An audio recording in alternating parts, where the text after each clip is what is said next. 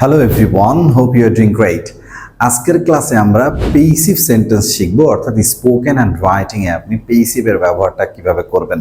Academic পেইসিভ আর spoken ইংলিশের সাথে যে পেইসিভ আমরা শিখি তা একরকম না, বা অথবা একভাবে ফাংশন করে না। একাডেমিক ইংলিশে সাধারণত আমরা অ্যাক্টিভ সেন্টেন্স থেকে পেইসিভ তৈরি করি, বাট রিয়েল লাইফে যখন আমরা কথা বলি তখন শুধুমাত্র পেইসিভে বলি, অ্যাক্টিভে বলি। সো এই ভিডিওটা আপনি যদি একদম শুরু থেকে শেষ পর্যন্ত দেখেন তাহলে দেখবেন যে এই প্যাটার্ন নিয়ে, অর্থাৎ পেইসিভ সেন্টেন্স নিয়ে কথা বলতে আপনার আর কোনো প্রবলেম হচ্ছে না, বা লিখতেও সমস্যা হচ্ছে না। প্রিটি সিম্পল, একদম সহজ হবে, নো ইস্যুস, জাস্ট ধৈর্য ধরে দেখতে হবে। Let's take a look. First, passive sentence আমরা খুব সহজে বুঝবো, কারণ পেইসিভ ক্ষেত্রে আমাদের টেন্স জানাটাও ইম্পর্টেন্ট। যদি আপনি টেন্সের ক্লাস না দেখেন বা টেন্সে যদি আপনার কনফিউশনস থাকে তাহলে আগের ক্লাস থেকে একটু টেন্সের ক্লাসগুলো দেখে আসবো, আমরা ধারাবাহিক ক্লাস দেওয়া আছে। সো এখন যে কাজটা করা সেটা হচ্ছে আমরা একটু বুঝে নিই যে এই যে পেইসিভটা আমরা আজকে দেখছি, নেগেটিভ, পজিটিভ এবং ইন্টারোগেটিভ একসাথে শিখবো, যে আপনি কথা বলবেন কি করে, আনসার দিবেন কি করে, এটা চিনব কিভাবে।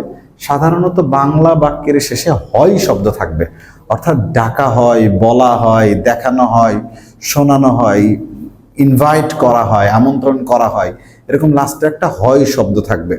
বাট এখানে একটা প্রবলেম হচ্ছে যে এই ধরনের সেন্টেন্সে সাধারণত সাবজেক্ট থাকে না, অবজেক্টটাই সাবজেক্ট হয়। তো সেক্ষেত্রে যদি আমাদের মি অবজেক্ট থাকে তাহলে আই চিন্তা করব। তো সাধারণত আমরা পার্সোনাল দুই ধরনের অবজেক্ট হতে পারে, একটা হচ্ছে প্রোনাউন, অর্থাৎ নাউনের পরিবর্তে যেটা ব্যবহার হয়, আর একটা হতে পারে যে নাউন, কোনো বস্তু। তো বস্তু যদি অবজেক্ট হয় তাহলে সেই ক্ষেত্রে আলাদা করে আপনার আর কোনো সাবজেক্ট আনতে হচ্ছে না, অর্থাৎ শুরুতে যেটা থাকতেছে সেটাই সাবজেক্ট হয়ে যাচ্ছে। আর যদি পার্সন হয় তাহলে বস্তু আর ব্যক্তি যদি একসাথে হয় তাহলে সেক্ষেত্রে ব্যক্তিবাচক অবজেক্টও নিতে পারেন, বস্তুবাচক অবজেক্টও নিতে পারেন। চলেন আমরা একটু দেখে আসি কিভাবে হবে। ফার্স্ট আপনি যে করবেন সাবজেক্ট, তার মানে অবজেক্টের সাবজেক্টিভ ফর্ম। তো এটা বোঝা, এরকম কখন অবজেক্টিভ ফর্ম কখন সাবজেক্টিভ ফর্ম এই চিন্তা করা ডিফিকাল্ট। আমরা একবারে চিন্তা করে দেখবো একটা টেকনিক দিয়ে।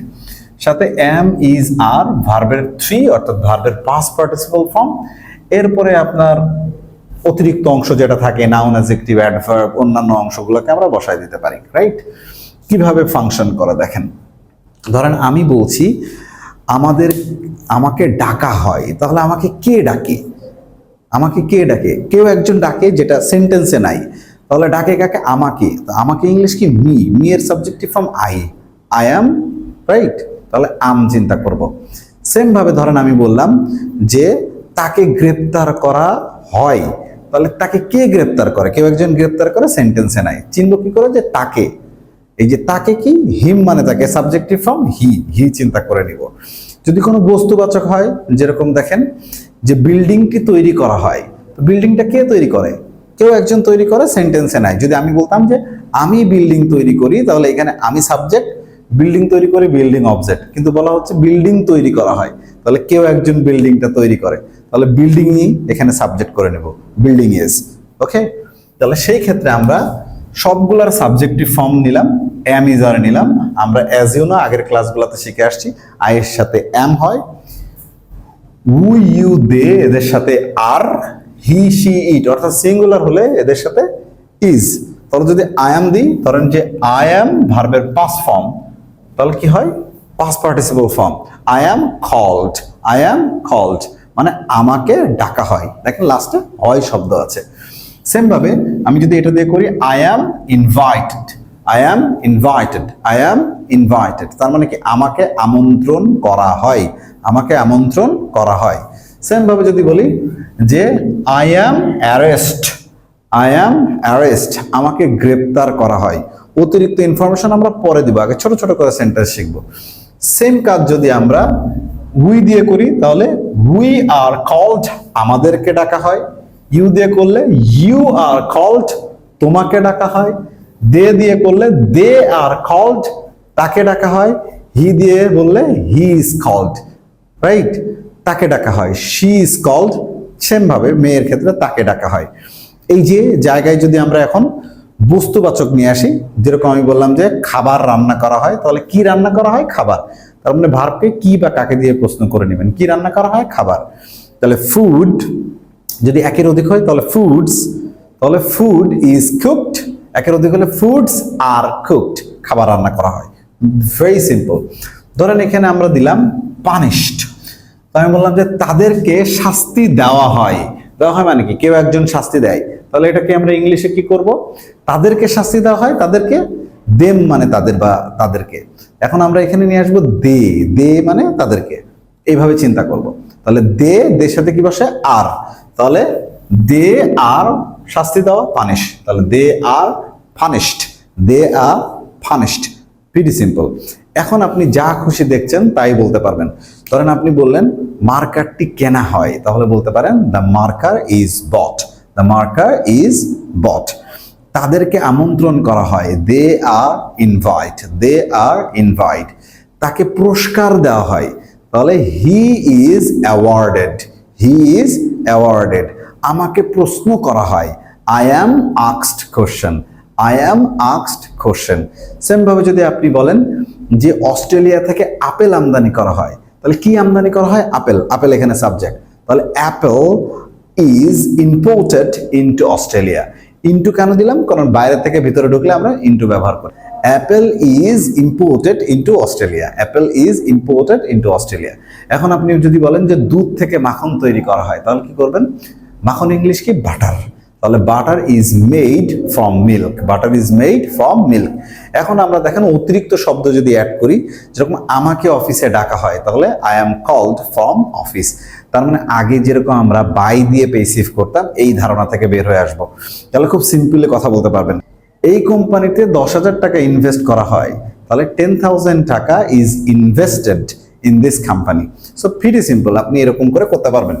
সো আপনি এখন প্র্যাকটিস করবেন কি করে, এরকম করে বাক্য তৈরি করবেন, যেরকম আমাকে ডাকা হয়, তাহলে আমাকে আই চিন্তা করবেন, সাথে আয়ের সাথে অ্যাম, আই অ্যাম কল্ড। তোমাকে আমন্ত্রণ করা হয়, তাহলে ইউ সাথে আর, ইউ আর ইনভাইটেড। তাকে একটি চাকরি দেওয়া হয়, তাকে তাহলে কি, হি, মানে মূলত তাকে বলতে একজন, সিঙ্গুলার, হি, তাহলে he is offered a job, অথবা যদি আপনি শি দেন তাহলে she is offered a job. এভাবে বাক্য তৈরি করে করে বারবার বলবেন। সেকেন্ড অপশন দেখেন, আমরা যদি এটাকে নেগেটিভ করি, অর্থাৎ নাবোধক বাক্য করি, খুবই simple, pretty simple, just am is are এর সাথে নট বসাই দিব। তার মানে am not, is not, are not, আর কোনো কাজ নেই, জাস্ট নট। যেরকম দেখেন আমাকে ডাকা হয় না, আমাকে ডাকা হয় না, তাহলে I am not called, just not বসাচ্ছি, একই জিনিস। তো তোমাকে আমন্ত্রণ করা হয় না, তাহলে দেখেন ইউ এর সাথে আর, তাহলে ইউ আর নট ইনভাইটেড। বুঝতেছি কিরকম করে, হয় না, ডাকা হয় না, বলা হয় না। সেম ভাবে যদি আমি বলি যে ইন্ডিয়া থেকে পেঁয়াজ আমদানি করা হয় না, তাহলে কি আমদানি করা হয় না, পেঁয়াজ, তাহলে onion is not imported into India, onion is not imported into India। আমাকে ইংলিশ শেখানো হয় না, তাহলে কি বলবেন, I am not taught English, মানে লার্ন না, অনেকে লার্ন করে ফেলে, I am not taught English, I am not taught English। এই যে জাস্ট am is এর সাথে নট করে দিল। লাস্টে আর একটা সেন্টেন্স দেখেন, তাকে একটি চাকরি দেওয়া হয় না, মানে তাকে চাকরি দেওয়া হয় না, তাহলে he is not offered a job, he is not offered a job। এবং এই সেন্টেন্সকে যদি আপনি কোশ্চেন করেন, তাহলে জাস্ট অ্যামিজারটাকে সাবজেক্টের আগে নিয়ে আসলে কাজ হয়ে গেছে, প্রিটি সিম্পল। যেরকম আপনি আমাকে ডাকছেন, ধরেন আমি এরকম বললাম, তোমাকে কি ডাকা হয়, তোমাকে কি আমন্ত্রণ করা হয়। এই যে প্রশ্ন করছেন, কি একটা অতিরিক্ত শব্দ আসছে, আগের মতোই থাকতেছে, তাহলে অ্যামিজারটাকে আমরা সামনে নিয়ে নিয়েছি। দেখেন স্ট্রাকচারে এম ইজ আর আগে বসাবো, সাবজেক্ট বসাবো, V3, তারপর নাউন অ্যাডজেক্টিভ, মানে সব সেম থাকবে, শুধু অ্যামিজার আগে চলে আসবে। তাহলে আমাকে কি ডাকা হয়, কি আসতেছে, আয়ের সাথে কি বসে, এম, তাহলে আই এম আগে দিলাম, am I called, am I called. তোমাকে কি আমন্ত্রণ করা হয়, তাহলে তোমার সাথে কি বসে, are you invited, are you invited. এরপরে দেখেন তাকে কি একটি চাকরি দেওয়া হয়, তাহলে তাকে, তাহলে তার সাথে he, is he offered a job, just এরকম করেছি। যদি WS কোশ্চেন করতে চান, তাহলে জাস্ট এদের শুরুতে WS ওয়ার্ডগুলোকে বসাই দিব, ওয়াই, হোয়াট, উইচ, ওয়েন। যখন আমি বললাম যে তোমাকে কখন ডাকা হয়, তাহলে ওয়েনটাকে আগে, তাহলে when are you called, when are you called. কেন তাদেরকে ডাকা হয়, কেন, তাহলে ওয়াই আর দে কল্ড। কেন তাদেরকে আমন্ত্রণ করা হয়, ওয়াই আর দে ইনভাইটেড। কেন তাদেরকে শাস্তি দেওয়া হয়, why are they punished? Why are they punished? Same ভাবে কেন তোমাকে ইংলিশ শেখানো হয়? তাহলে why are you taught English? Just WS করলে ওয়াইটাকে আগে নিয়ে আসবো, তাহলে হয়ে যাবে। প্র্যাকটিস কিভাবে করবেন এখন বাসায়, এটা ইম্পর্ট্যান্ট। যে কাজ করবেন, যেহেতু আমরা most of the time real life conversation try করি, তাই রিয়েল লাইফ সেন্টেন্সগুলোকে নেবেন, প্রশ্ন করবেন, আনসার দেওয়ার ট্রাই করবেন। যেরকম আপনি একজনকে বললেন, তোমাকে কি আমন্ত্রণ করা হয়? অথবা যদি সিম্পল নিয়ে আসেন, এই বিল্ডিংটা কি তৈরি করা হয়? এরকম করে প্রশ্ন করবেন। তাহলে চলেন আমরা একটু প্র্যাকটিস দেখি। তোমাকে কি ইংলিশ শেখানো হয়? তাহলে আর ইউ টট ইংলিশ?